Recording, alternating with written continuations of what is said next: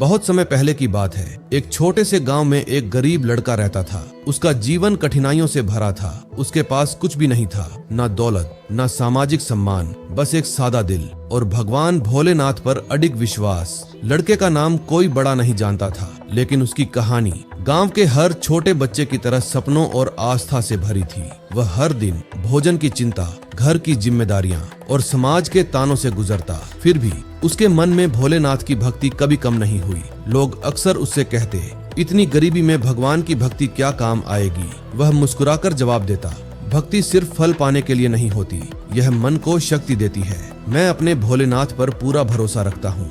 वर्ष बीतते गए, लड़का मेहनत करता रहा, पर भौतिक सुख उसे कुछ नहीं मिला। कभी कभी वह रात में मंदिर के बाहर अकेले बैठ जाता और धीरे से भगवान से कहता, हे भोलेनाथ, मुझे एक मौका दो, मैं बस तुझ पर भरोसा रखता हूँ। मैं अपना दिल और अपने कर्म तुझे समर्पित करता हूँ। लोग सोचते थे, इतनी भक्ति करने वाला फिर भी गरीब और असफल, लेकिन वह लड़का कभी हार नहीं मानता। उसकी भक्ति थी अडिग और निस्वार्थ, फल की इच्छा नहीं, सिर्फ विश्वास और समर्पण। फिर एक दिन गांव में बड़ी विपदा आई। भारी बारिश और भयानक बाढ़, हर ओर पानी ही पानी था। लोग डर और हाहाकार में फंस गए, लेकिन वही लड़का जो वर्षों से भक्ति में डूबा हुआ था, डर को अपने मन से निकालकर दूसरों की मदद करने लगा। वह अपने साधारण संसाधनों से लोगों को बचाने लगा। बच्चों को गोद में उठाता, बुजुर्गों को सहारा देकर सुरक्षित स्थान पर ले जाता। उसकी आंखों में डर नहीं था, बल्कि भोलेनाथ की शक्ति झलक रही थी। जब बाढ़ खत्म हुई, गांव वालों ने देखा कि वही गरीब लड़का, जिसके पास कुछ भी नहीं था, उसने सबसे बड़ा साहस और सेवा दिखाई। तभी लोगों को समझ आया, भक्ति का असली फल भौतिक नहीं होता। भक्ति मन को देती है शक्ति, साहस और निस्वार्थ सेवा की प्रेरणा।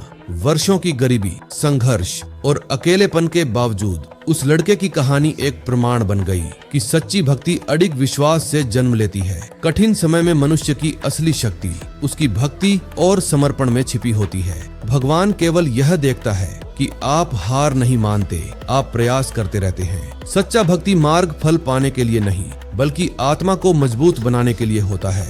आज भी उस गांव में बच्चे, युवा और बुजुर्ग उस लड़के की कहानी सुनते हैं और कहते हैं, अगर वह गरीब लड़का जिसके पास कुछ भी नहीं था, फिर भी भगवान पर अडिग विश्वास रख सकता है, तो हम क्यों नहीं। याद रखिए, तब भक्ति में निस्वार्थ विश्वास सबसे बड़ा बल है। गरीबी या कठिनाई भक्ति की राह में बाधा नहीं होती। भोलेनाथ की भक्ति हमें डर, अकेलेपन और असफलता में भी साहस देती है। सच्चा भक्ति मार्ग कर्म, समर्पण और निरंतर विश्वास से पूरा होता है। हर हर महादेव।